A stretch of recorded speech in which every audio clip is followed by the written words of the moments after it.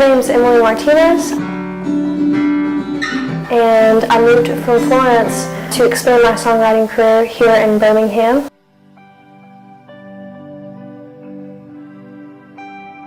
Growing up, I didn't really have that much experience in the music scene besides my family, who pretty much all of them are musicians. I'm pretty close to my family. I have a twin sister and an older sister. And then at home, growing up, we lived with my mom and my dad. We're all very close-knit. I'm usually there every weekend, and it's my favorite time just to be with them and get to see them. So everyone in my small town called my great uncle Bubba, so we would always just call him Bubba because it just worked well. And everyone loved him.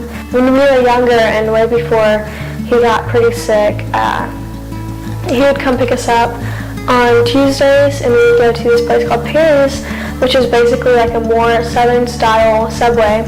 And the workers there just loved him. And he would always buy us meatball subs, but they would always just give it to us for free because they loved my brother so much.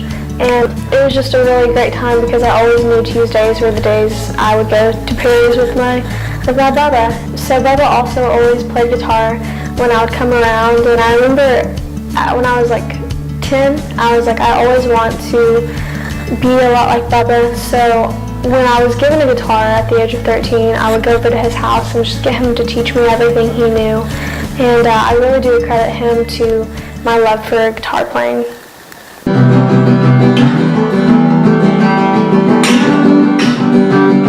So he moved in with us because he was getting really sick and no one else wanted to take him in. And to be completely honest, I didn't want him to move in with us. I started seeing him as a different person because he was very nonverbal. He couldn't do anything with us much more. So it was really during that time where I kind of lost touch with him. And honestly, him moving in was the best thing that could have happened to us. We actually ended up bonding a lot, and he actually started to speak again and to smile again, and he was doing really great.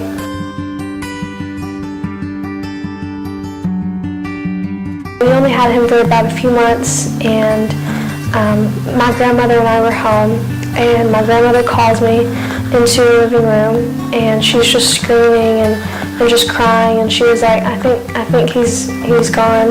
I walked in, and it was obvious that he had passed away.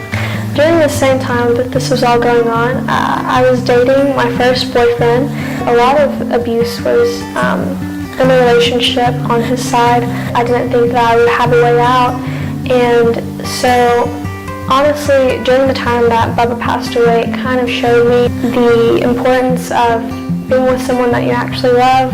So I decided to end things with my ex, and thus came my EP called Take Me As I Am, which basically is about accepting my emotions and being vulnerable with people, being vulnerable with myself, and knowing how to adjust to different circumstances by songwriting. I was able to incorporate the pain I felt with my great uncle passing and the pain I was feeling with a breakup into my EP. A lot of the songs were during a time of just immense pain that I really didn't know how to handle. A lot of people will come up to me and say, it's so weird that your songs really have to really correlate with the way that I've been going through different trials in my life and how you've overcome it. And they really help with the different things they're going through. So it's always a great encouragement for me to hear that.